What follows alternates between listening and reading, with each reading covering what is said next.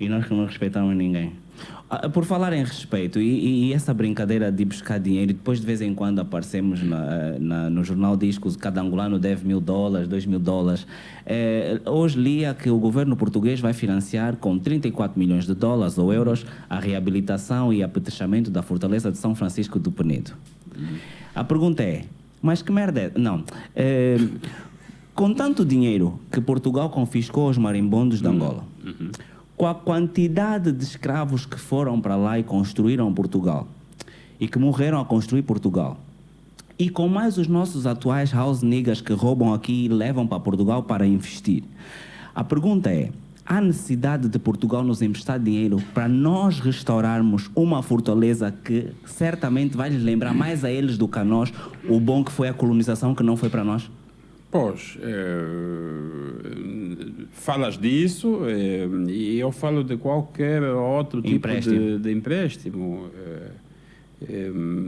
Eu sou contra isso e, sobretudo, depois, por uma questão de princípio, é assim, a dívida externa, para já, regra geral, quando se pede endividamento, se pede empréstimo, é para quê? É para aplicar num projeto que tem retorno na teoria e que no limite, pelo menos, permite fazer o quê? Fazer face ao serviço da dívida em moeda estrangeira daquele projeto, na margem. Esta é a regra de ouro para tu pedir um investimento. Exatamente, empréstimo estrangeiro. E o que é que se passa, Tiago?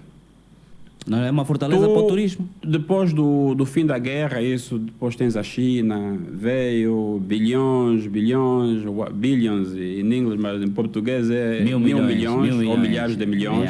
Já mamamos não sei quantos. Exato.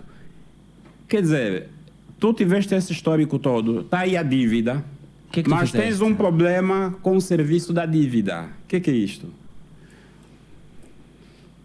Tu conseguiste obter vários financiamentos, tu enquanto tinhas muito, portanto o preço do petróleo estava em alta, a produção era alta. Davas algumas garantias. Estavas mais ou menos como o FA, né, no bairro, que à medida que o salário aumenta, a quantidade de credores dispostos a lhe dar... Aumenta. Exatamente, aumenta. Só que foi se tornando, foi acumulando. E elas vão atingindo fases de maturidade. Sim. Por isso é que tu estás com um serviço da dívida muito grande. Ou seja, a expectativa que nós tínhamos é que aquilo, o investimento envolvido, esse período, 20 anos depois, fosse dar resultado no sentido de que hoje a estrutura das exportações, a quantidade de setores que exportam, tal como no início, a partir de 2022, só era o petróleo que fazia isso, fosse diversificada de forma a tu dizeres, não, valeu a pena. Exatamente. O que é que se passa? 2002, 2003, petróleo responsável por... No 80%, 90%? Sim, 90, acima de 95%. Ok. 2022, petróleo responsável por... Igual. Ou seja, nós não fizemos merda exatamente. Nenhuma. Só que hoje tens compromissos externos ou compromissos em moeda estrangeira que não tinhas há 20 anos atrás. Que não tinhas naquela altura, até quando tinhas mais. E depois, ao mesmo tempo, tu estás naquele processo de confundir a diversificação da economia com qualquer coisa que se cria aqui em termos de produção, mas que tem necessidades de comprar matéria-prima. Ou seja, não tem. Ou seja, também outra pressão sobre o único setor que gera moeda que permite importar matérias-primas. Então, consequência,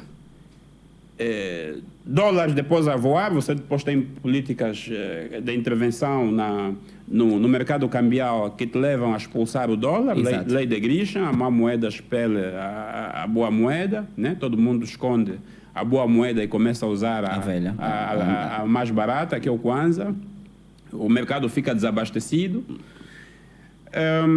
Então, tu estás num cenário em que o serviço da dívida é tão pesado, está-te a sufocar em termos do orçamento geral do Estado e está-te a mandar o valor da tua moeda ainda mais para baixo. Aliás, daquela crise que o Tiago falou, março, e que tentou coincidir com Com a saída do... Exatamente, do atual ministro Na verdade foi a caída do Manuel Nunes.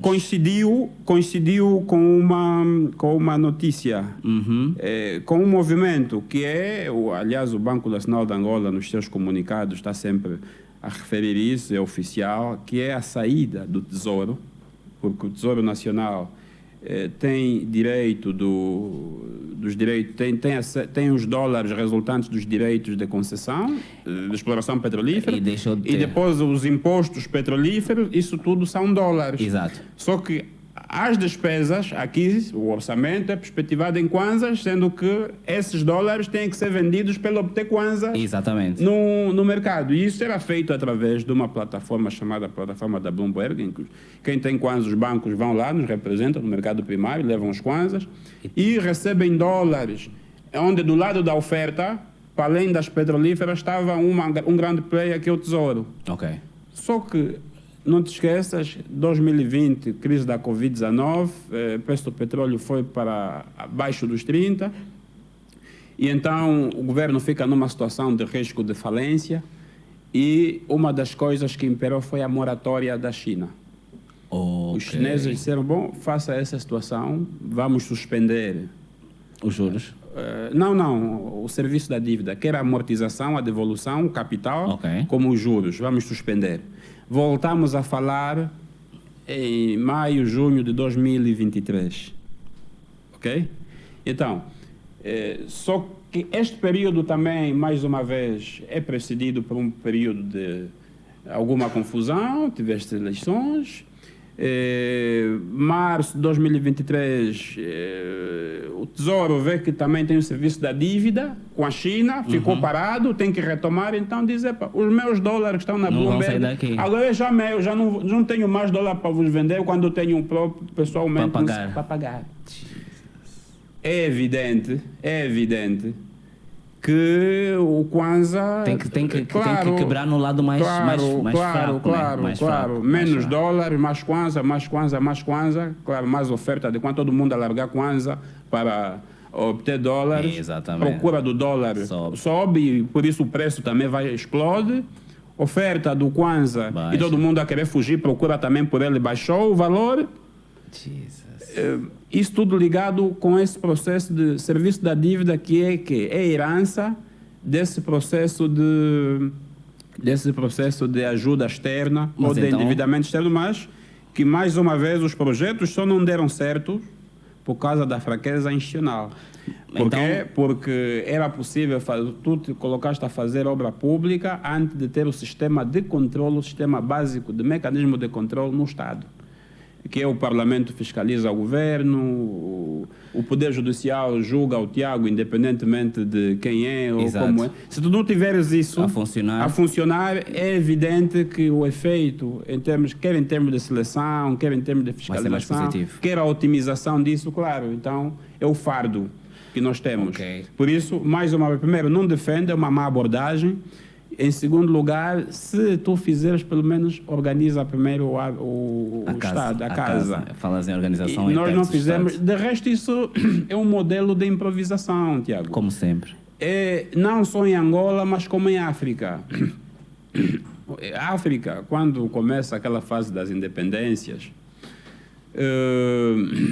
passou a estar num dilema. Primeiro que turbulência, golpes de Estados em muitos países africanos, falta de direitos de propriedade. Exatamente. Boa parte dos vários países que estavam a se tornar independentes em África, apenas 4 se tornaram democratas ou regimes democráticos, com respeito aos direitos de propriedade, direitos dos contratos, onde tu podes destacar o Botsuana.